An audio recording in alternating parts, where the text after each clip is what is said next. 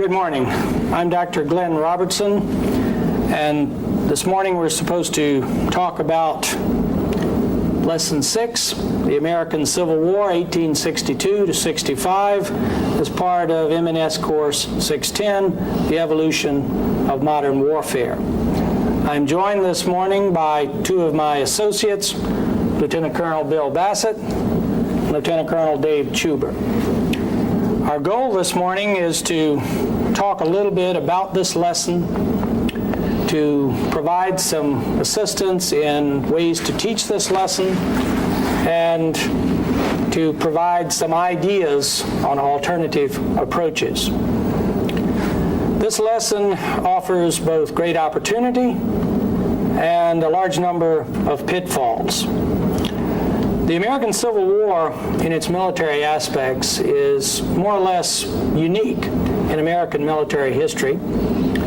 It's unique in a number of respects. One of those that would concern you as instructors is that most students, no matter what age or station in life, come into this lesson believing they know a great deal about it.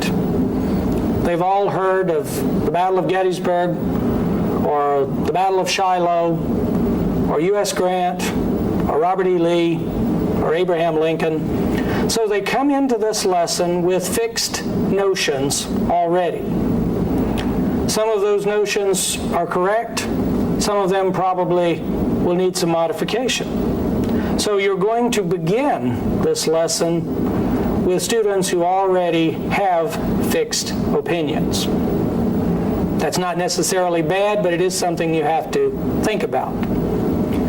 Given these fixed opinions, and given the short amount of time that you have to teach this lesson, there is another pitfall that you should be aware of. And that is that this lesson can degenerate into a simple statement of battles and campaigns. There were over 4,000 engagements in the American Civil War, most of them small, most of them not important enough to be mentioned in this class, but there are a large number of battles and campaigns to be followed throughout an area as large as Western Europe, the Confederacy. If you attempt to simply do a recitation of battles and campaigns, I believe you will probably be trapped in minutia, and you will be trapped in the preconceived notions, particularly on the Battle of Gettysburg, for instance. So the way to teach this lesson, the way that we are going to recommend to you, is that you not adopt overtly the chronological focus of moving the armies in all the theaters through all of the campaigns. Instead, we propose an alternative approach that will use chronology as a baseline foundation, but not as an overt listing of battles and campaigns and commanders and numbers and strategies and tactics. We propose to take the chronology as a framework, but to use that chronology where it fits, to consider the theme of change in warfare over time, accelerated by the pressures on both contending parties in the American Civil War. In your last lesson, you finished up with a case study, the Battle of First Bull Run in 1861. Certain parameters came out of that case study, such things as the type of battle, the type of tactics, the type of strategy, and at the highest level, the war aims of the contending parties. Toward the latter part of this lesson, you will also have a case study, the so-called Battle of the Crater, or the Petersburg Mine, in 1864. And that case study, when juxtaposed with the First Bull Run study from last lesson, will give you an opportunity to show the changes on various levels of warfare that have taken place in the very short period between 1861 and 1864. So a way of comparison is these two case studies. So what we propose to do this morning in our discussion to assist you in preparing this lesson is to talk about the changes that occurred in warfare within the American Civil War between 1861 and First Bull Run and 1864 and 65 in the sieges of Petersburg and the Atlanta campaign, things like that. And to do that, we propose to really work through the levels. We'd like to discuss a little bit about war aims of the belligerents and national strategies of the belligerents, and then gradually work down through operations to tactics. And our theme will remain constant throughout this session, and that is to help you to show your students the rapid changes that occurred at all of these levels over a very short period of time. And of course, in addition, we'll point out places where things did not change very rapidly, most especially in the realm of tactics and the losses associated with rifled firepower. So that's our suggestion to you, to see the Civil War in this military lesson not as simply a recitation of facts, dates, commanders, campaigns, and battles, but to see it thematically in terms of war aims, in terms of national strategies, in terms of key points, centers of gravity, and how those things all changed. And then as we move down through the trilogy of strategy, operation, and tactics, to again show how change occurred between last lesson's 1861 battle and this lesson's late war battle, the Battle of the Crater.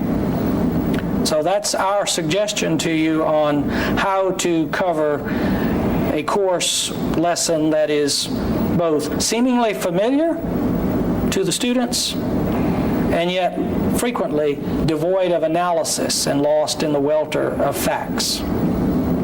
With that in mind, I'd like to turn to Colonel Bassett and see what he can tell us about war aims of the two belligerents, 1861, and how they changed in 1865. Well, I think at the strategic, political level, certainly the war aim for the Confederacy being independence, and for the Union being preservation of Union, are remain or retained through the course of the war. Something will happen in 1862 directly to this theme of change, and that is the realization by the summer of 1862 by Abraham Lincoln that what in 1861 had been a strong desire to prosecute this war in such a way that reconciliation following the conflict would be both possible and relatively rapid is changing. We've talked about this a little bit. We address it some in the course here. The Emancipation Proclamation is an important point to illustrate how, for the Union, this war is changing and war aims are changing. But the one thing I would caution to you with regards to the Emancipation Proclamation is it can be it can be an issue that will hold the group's attention and keep discussion for potentially an overlong period. I would suggest to you a technique for doing this would be to find that quotation early in the Weigley reading where Abraham Lincoln says to Congress in December 1861 that the Union must be preserved and hence all indisputable means must be employed. We should not be in haste to determine that radical and extreme measures, which may reach loyal as well as disloyal, are indispensable. This desire on Lincoln's part to preclude a remorseless revolutionary struggle. And then the classic quotation, a letter that Lincoln sends to Horace Greeley on 22 August 1862, where he says to Greeley, in response to an editorial Greeley had written, "If there be those who could not save the Union unless they could at the same time save slavery, I do not agree with them. If there be those who could not save the Union unless they could at the same time destroy slavery, I do not agree with them. My paramount object in this struggle is to save the Union, and it is not either to save or to destroy slavery. If I could save the Union without freeing any slave, I would do it. And if I could save it by freeing all the slaves, I would do it. And if I could save it by freeing some and leaving others alone, I would also do that." Now, that's what Lincoln says as late as August of 1862. Speaks to the point that for the Union, for Abraham Lincoln at the beginning of this war, this is a war to preserve Union, not a war to end slavery. Yet on 22 September, he will issue the Emancipation Proclamation, which will have the fundamental impact on this war that it will make a settlement of the conflict on terms of status quo ante bellum or those conditions that exist prior to the war impossible. Now, why does Lincoln do this? He will argue in favor of emancipation to his cabinet and to the public as a war measure. He'll argue for it as a means of striking at the military and economic resources of the Confederacy. It strikes at their manpower base. Every black that leaves, every slave that leaves a plantation becomes one less individual productively employed for the Confederacy and potentially one more individual serving the Union. He feels that it'll have some political benefits for his administration for the North. It assuages, it plays to the radical Republican element in his own party that has been such a really a nuisance to him in the preceding months. It's going to have some diplomatic benefits, particularly with England, and he feels it will have a psychological impact on the South. It is the stick to the carrot of what he will soon articulate as a relatively conciliatory Reconstruction policy. So it is first and foremost a war measure, and it represents how this war is changing. It will add for the Union now a second war aim, and that being to end slavery. So I think at the strategic political level, that is one instance that can be cited for how this war is changing, how it is evolving through its course. Sir? A war which for the Confederacy meant a fight for independence, and for the Union, which initially meant simply restoration of the Union as it was, over the course of 4 years takes on quite a different set of goals. Restoration of the Union as it was is no longer exactly the goal of the North, either through expedience or through morality. It now has become a larger fight for human freedom and the end of slavery. You can find books arguing Lincoln was simply a crafty politician, and books that argue that Lincoln ultimately came to understand the great wrong that slavery represented. But either way, whether expediency or simply justice, the war aims modified for the North, and the means to achieve those aims modified as well. Dave, how important do you think it is to bring this out in this lesson, and how much time do you think should be devoted to it? The time length should be minimal. I think it is an important factor, but in the time that you have to do this lesson you've got a lot to put in it, and I don't think you can devote a whole lot. The biggest part that you can devote is show both sides. As Bill showed what the Union needs, you need to at least show a little bit about how the South saw it. the Emancipation Proclamation. For them, they believe that Lincoln frees no slaves with this political maneuver. They see no slaves being freed in the South because they still have control of theirs. He does not free the slaves in the North, which he does have control of at that time frame. And for also the South looks as this is Lincoln's way to move a rebellion within the rebellion, to have slave uprisings, which even Great Britain at the same time looks at that this is an act that's unconscionable in the war at this time. So the biggest thing I think we need to do during the Emancipation Proclamation, show that at least both sides, for the Union and Lincoln, maybe Horace Greeley and the rest of the abolitionists, we could bring that out.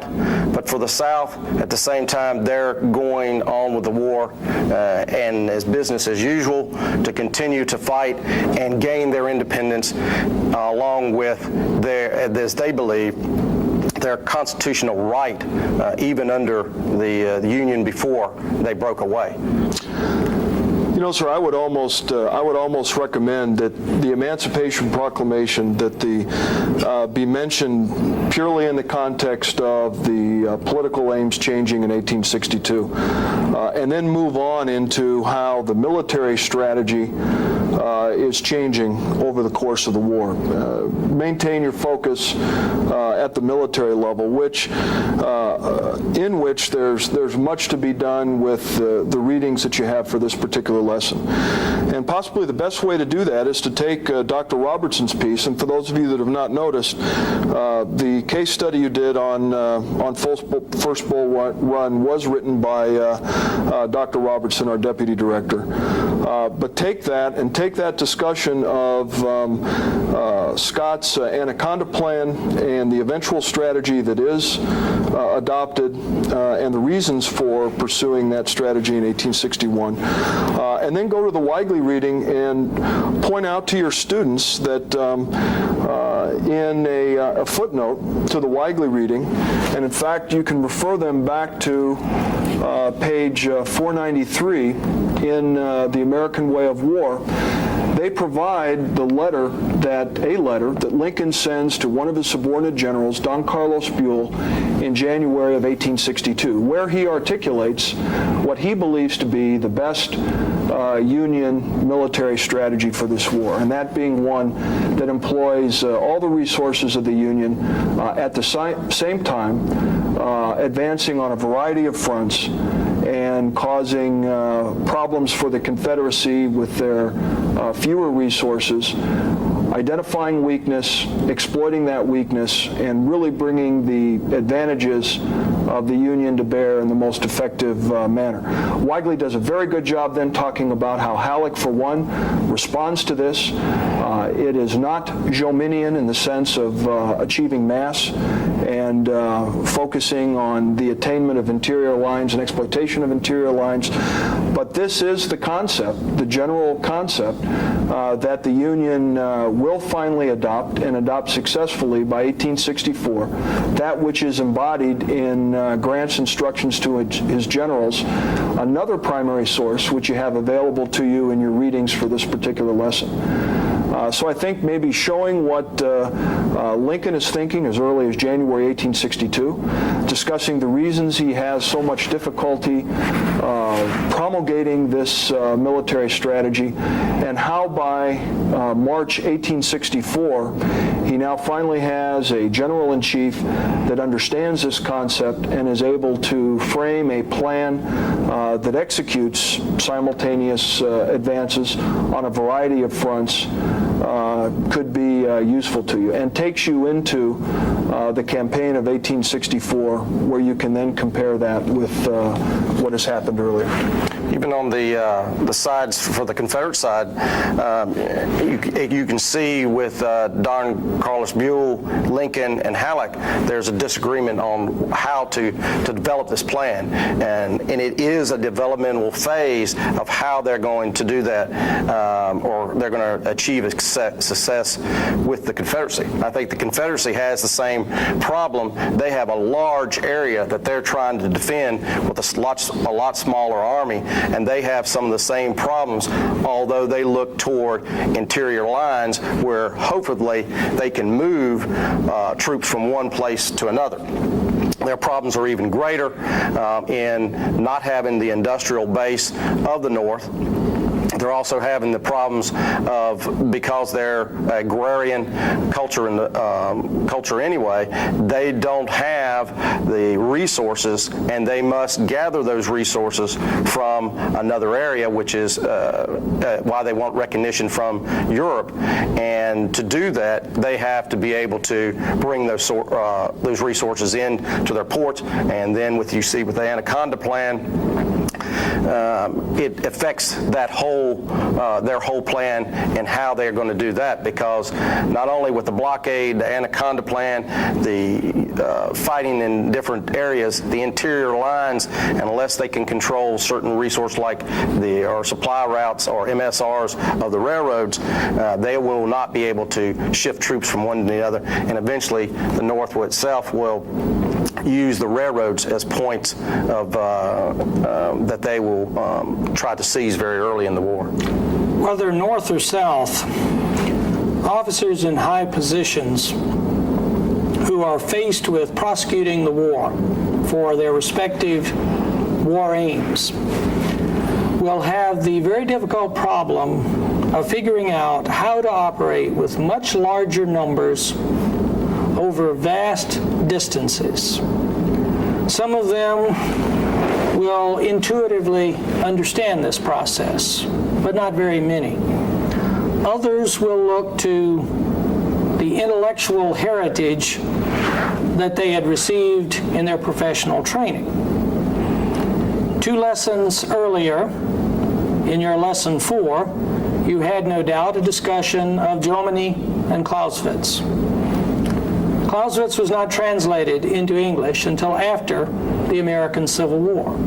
So American Civil War officers, North and South, were not familiar with Clausewitz's concepts, be they friction or center of gravity or all of the other terms that we've now imbibed so much over the years. But those Civil War officers who had been professionally trained were no doubt at least familiar with the concepts of Antoine-Henri Baron de Jomini, Napoleonic staff officer, theorist, intellectual, a man who tried to interpret the successes of the great Napoleon Bonaparte and put those successes into book form.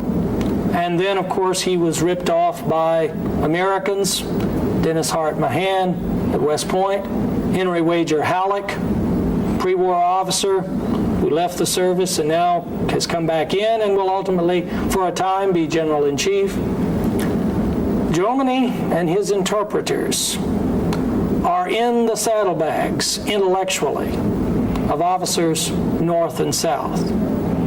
Jomini talked about the decisive point. Place the bulk of your forces in a concentrated form at the decisive point while the enemy can only place part of his forces there. If you're a Northern staff officer, I frequently argue in my classes on this subject to my students, and you have received this training and you remember it, what in 1861 is the decisive point that you should concentrate at? And as the war progresses, does that decisive point change? It really gets to the Clausewitzian centers of gravity in some respects, although for Jomini, place seemed to be more important than intangible centers. What if you were a staff officer for the Union in 1861? Would you think the decisive point was? Bill? Sir, I think in 1861, it would be the capital of the Confederacy. It would be Richmond. All right. By 1864, Dave, is that still true? I don't think so. I think by 64, it is the Confederacy as a whole. Every piece of terrain that's not covered by a Union troop or a Union army is still alive, is still in rebellion. And by 64, the South is still the South, as long as it still stands, or a flag flies over one of its large cities, or the fields are built, the fields are being toiled by slaves, or bread is being ground in Shenandoah Valley. Those areas are still parts of the Confederacy, and they still believe in the idea of a separate nation. And see, I would argue that it is by early 1863, and it is embodied in this plan of 1864 that we look at in this lesson, that Lincoln and then Grant, as General-in-Chief, understand that the strategic center of gravity for the Confederacy, that which the Union must attack, is Southern will to sustain this fight. And if that is the strategic center of gravity, Lincoln, over time, and again embodied in Grant's plan for 64, has identified some operational centers of gravity that will facilitate the Union's successfully breaking the Confederate will to continue this fight. In the East, Lincoln has been saying since 1862 that it's Lee's army, that his commanders must orient on Lee's army. Destroy it if possible, although he's not particularly confident that his commanders are capable of beating Lee in that manner. But certainly it is Lee's army and not so much Richmond that the Eastern commanders should be orienting on. In the Western theater, it's a strategy of exhaustion designed at grabbing initially Chattanooga, and then after Chattanooga falls in November 1863, Atlanta, as a means of controlling territory that is resource-rich for the Confederacy, that, as Dave was talking a little earlier, interdicts the Confederates' ability to transfer troops and supplies both within theater and from theater to theater. And finally, it affords them forward bases to build resources, to build armies for further actions deep into the Confederacy.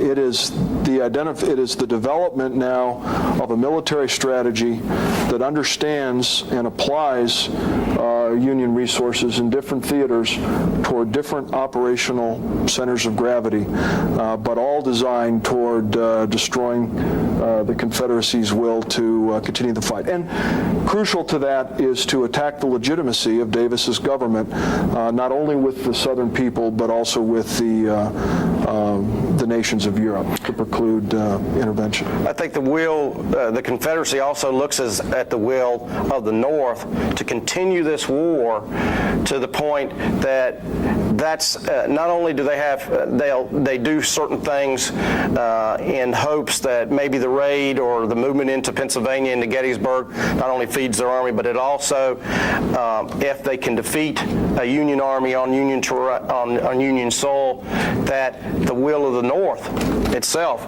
the people will continue to see in the newspapers and black border name after name of its sons being killed in the South or killed on its own soil, that they too will look at this is a useless war, and what are we fighting for?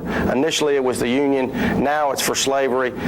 Forget slavery, let the South go. That is what the South is hoping for, that either they get recognition, which is by this time I think is just about gone, but maybe the North will be tired of this by 64, and their will be somewhat broken itself, and at least in support of the war.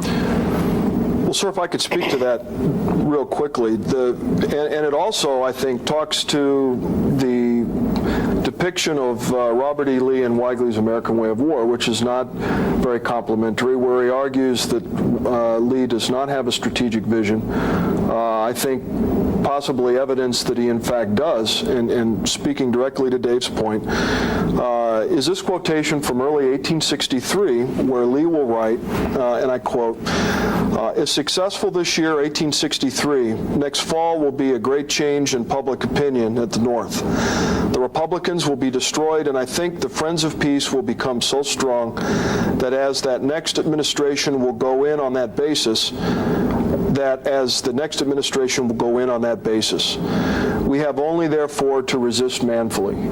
I think reflecting in early 1863 that General Lee understands that the strategic center of gravity for the North is popular will, is public support for the war, and that through continued operations that attrit Union forces, thwart their military designs, that will continue to erode, and that the Democratic Party in the North will gain in power and possibly turn Lincoln out of office in the election of 1864. And Lincoln himself believes that too. He says the same, that he does not think his party will elect him, and he does not think he will win, and he believes that, and that comes to the point that unless there is a victory, and which we will see with Atlanta, that even Lincoln himself feels that the people's will to support the Union cause is failing. Notice that we began in 1861 talking simply about a place. On to Richmond is the way to win. Go to Richmond, capture Richmond, and the war will be over. You'll also see that early in the war in Henry Halleck's desire to go to Corinth, Mississippi, a strategic railroad junction. Well, he gets to Corinth. He takes Corinth, and the war goes on. Some people argue that Vicksburg is such a key place on the Mississippi River. Vicksburg falls on July the 4th, 1863, and the war goes on another 18 months. Places are important as a means of implementing war aims. But what you've just heard in our discussion is more a discussion of intangibles. Will. The will of the North to keep up the fight. The will of the South to continue to resist. And then it becomes a question of how do you break that will, or how do you maintain that will. These are intangible things. But strategy, which began simply in the seizure of places, now has to deal with the breaking of will or the maintaining of will. Places still are important. Richmond is a critical industrial center. Atlanta is an important industrial center and transportation hub. Chattanooga is an important center of resources and transportation assets. But the Confederacy can continue to exist with the loss of a great many places, although at some point it drops below the line of being viable as a nation. Can it exist without the Trans-Mississippi? It's arguable, of course, and it may have to do with where you come from, your own heritage, but I believe the Confederacy could have existed as a viable nation without the Trans-Mississippi, which to some degree negates the criticality of Vicksburg. Could the Confederacy exist without Richmond? The 13 colonies existed without any of their major cities, which the British took at pleasure in the War of the Revolution. Had things changed by the 1860s? Had our society become so different? That's a question that you can raise in terms of comparison with earlier lessons. What does it take to make a viable nation? Places, factories, farms, the will of the people, and you can probably add to this list. You can get, if you choose, a pretty good discussion on this realm of strategy. Places versus intangibles. And of course, the discussion of what does it take to remain viable as a nation.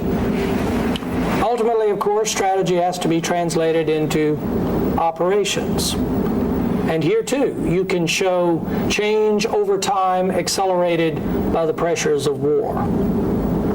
The early campaign tempos, 1861, 62, and to some degree, 1863, really can be characterized as short campaigns, quick battles, indecisive battles, and then long rest periods between campaigns. The Army of the Cumberland, for instance, in the middle part of this war, both chronologically and geographically, sits for, in some cases, 6 months between the Battle of Stones River in December 1862 and its advance to Tullahoma in 1863. 6 months of inactivity. The Army of the Potomac will fight a battle in the early half of the war and then sit, return to its starting point. There is a type of tempo represented by short campaigns, long rest periods, broken by indecisive battles. But by 1864, again, you see a change. If you characterize Grant's overland campaign, beginning with the Wilderness in May of 1864, and culminating with the beginning of the Siege of Petersburg in July 1864, you see an entirely different tempo of operations. Similarly, in Sherman's advance toward Atlanta from Chattanooga against the army of Joe Johnston, you see a similar phenomenon. Smaller battles, still indecisive, but not long rest periods between battles. And you will see the armies, the major armies, remaining in contact on virtually a daily basis, so that every day there's fighting. Not 2-day battles and 6 months of rest, or 3-day battles and 4 months of rest. It's a battle every day. This has to do, of course, with retaining the initiative. And this allows you to look at a succession of commanders, and you have a great many to choose from. Your readings tend to focus you in a particular way, and of course on the most famous of the opposing commanders, Grant and Lee. When he had the opportunity, Lee always tried to maintain the initiative. When he had the opportunity, Grant always tried to maintain the initiative. Dave, how important do you think initiative is as a concept for these commanders? Well, I think with initiative, if it's not kept up, and the pressure is not put on the enemy, then the loss of maneuver itself will stagnate either the battlefield itself. The commander has to have the ability to move. He has to have the ability to try to outflank or to gain that advantage on the battlefield to destroy his enemy. And and when those things bog down and the battlefield becomes stagnant, then you have to go to a different type of tactic. Let's turn now to tactics, because at the ultimate level, strategy becomes operations, which becomes tactics. And tactics in the American Civil War is a subject that is much argued about. Again, you can get into minutia of how to maneuver regiments from column into line. But there are some larger questions in regard to tactics that really have to do with the interrelationship between tactical doctrine and technological capability. And the American Civil War is an excellent case study of the disconnect that occasionally occurs between technological capabilities and tactical doctrine. And so we probably ought to spend some time with that, just as you should spend some time with that. Dave, can you outline for us very quickly the nature of the technological change that occurs just prior to the American Civil War? I think the most important change will come with the rifled musket. Before 1855, the U.S. had smoothbore muskets, although they had changed over in 1842 to percussion ignition, but they have not changed the range or changed the bore itself. By the rifle musket in 1855, the smoothbore was firing at a range of 50 to 100 yards, and now with the 55 musket, the range could kill out to 1,000 yards. This was noticed by very few or some in the regular Army. One by the name of General Hardee was not at that time, but as a captain. Later in the Confederate Army, he will become a general. And he writes a manual and tries to change somewhat, at least to adapt to that rifled musket. But all he does is step up the pace of crossing what I would call, and Jameson does too, and others would call the deadly ground. That space between where the rifleman is firing and where you start off in the killing zone between that 1,000 yards up to going through his lines at where he's standing at. And I think between the rifled musket and then later on, which we'll see with artillery, we see these ranges increase, but we don't see a lot of innovation, although we do with one or two leaders, Upton being one of them, looking at how to change the battlefield to prevent the massive killings that we will find, and how to develop counter to some of these weapons that are being developed and used on the battlefield of that time. Heretofore, all of the major combat arms, infantry, artillery, and cavalry, had a role to play on the battlefield. Artillery, because of its longer range, could drive up to within 400 or 500 yards, maybe even less, of an opposing infantry line in the pre-rifle age. And if the guns could be masked, as Napoleon was wont to do, batter the defender unmercifully and open great holes, which could then be exploited by a bayonet charge of infantry or a mounted cavalry charge.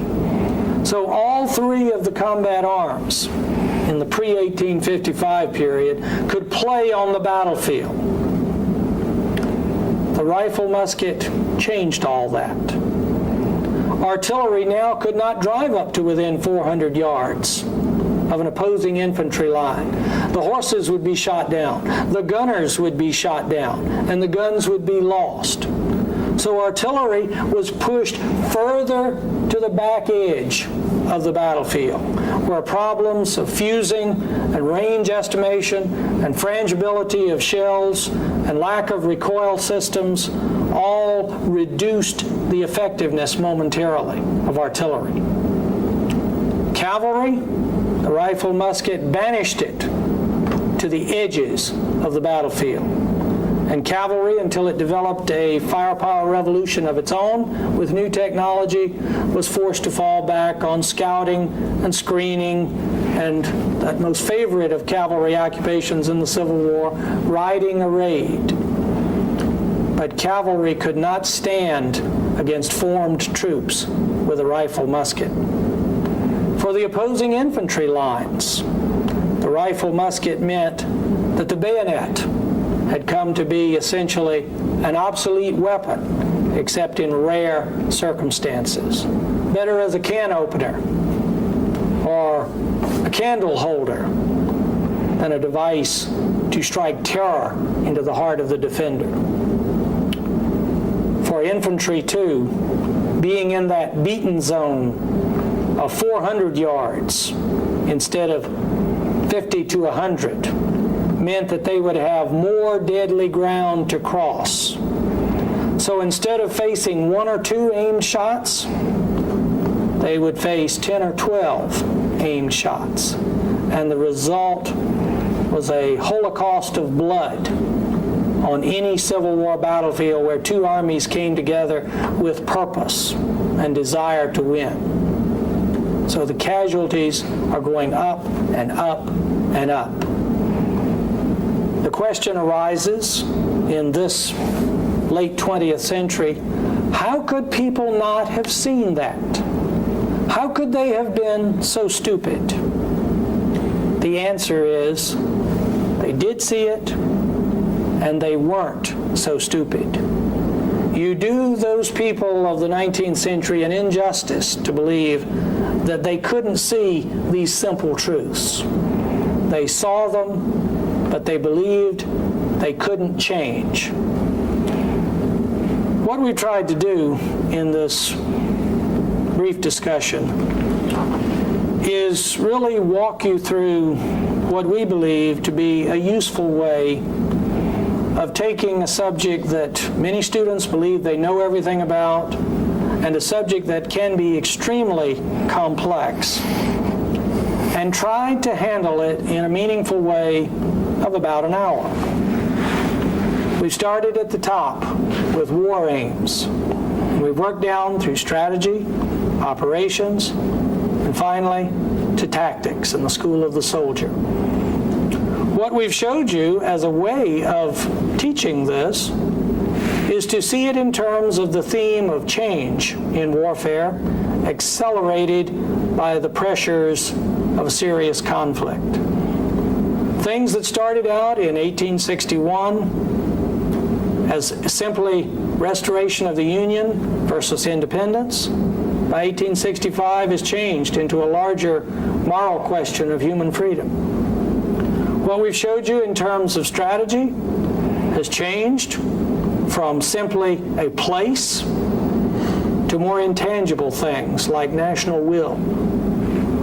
What we've showed you in operations is that the tempo over the war changed from short battles and long rest periods to battles that seem to be endless, and contact over months, not 2 or 3 days. So the nature of operations changed. The one area where there was very little change, especially for the infantry, was in tactics, where technology had made a quantum leap forward, and doctrine was struggling to catch up. And no matter what the pressures of war were, that was impossible to do. We believe this thematic approach of accelerated change over time is probably the best approach to take in this very vast subject of the American Civil War. We've given you a couple of case studies, and if you use First Bull Run and the Crater and juxtapose them by the end of this lesson, you can show your students how warfare has changed in this vast arena: national aims, strategy, operations, and tactical doctrine. We hope that this will be something for you to think about and a way to get important points across as you work through this lesson. I want to thank my associates, Colonel Bassett, Colonel Chuber, and we wish you the best of luck as you work through this lesson. And a large number of pitfalls.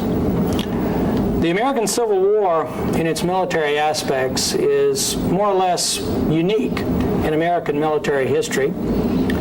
It's unique in a number of respects. One of those that would concern you as instructors is that most students, no matter what age or station in life, come into this lesson believing they know a great deal about it. They've all heard of the Battle of Gettysburg, or the Battle of Shiloh, or U.S. Grant, or Robert E. Lee, or Abraham Lincoln. So they come into this lesson with fixed notions already. Some of those notions are correct. Some of them probably will need some modification. So you're going to begin this lesson with students who already have, but to use that chronology where it fits to consider the theme of change in warfare over time, accelerated by the pressures on both contending parties in the American Civil War. In your last lesson, you finished up with a case study, the Battle of First Bull Run in 1861. Certain parameters came out of that case study, such things as the type of battle, the type of tactics, the type of strategy, and at the highest level, the war aims of the contending parties. Toward the latter part of this lesson, you will also have a case study, the so-called Battle of the Crater, or the Peter of battles and campaigns. I believe you will probably be trapped in minutia, and you will be trapped in the preconceived notions, particularly on the Battle of Gettysburg, for instance. So the way to teach this lesson, the way that we are going to recommend to you, is that you not adopt overtly the chronological focus of moving the armies in all the theaters through all of the campaigns. Instead, we propose an alternative approach that will use chronology as a baseline foundation, but not as an overt listing of battles and campaigns and commanders and numbers and strategies and tactics. We propose to take the chronology as a framework.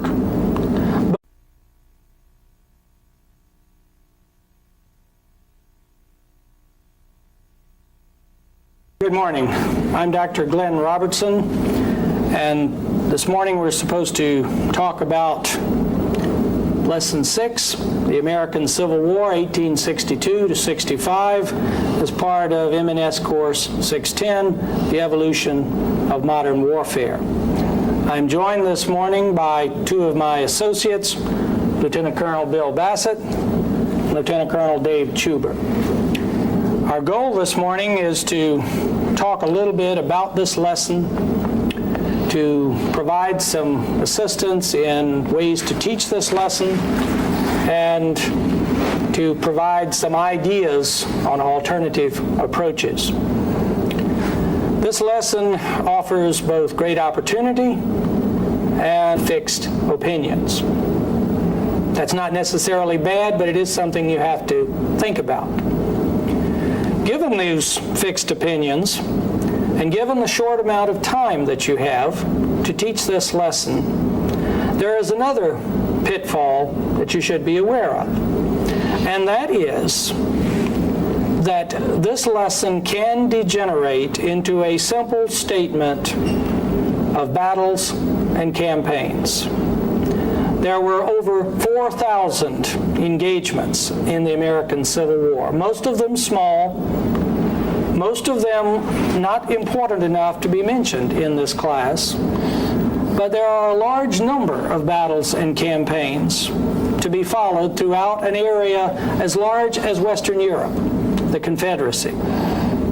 If you attempt to simply do a recitation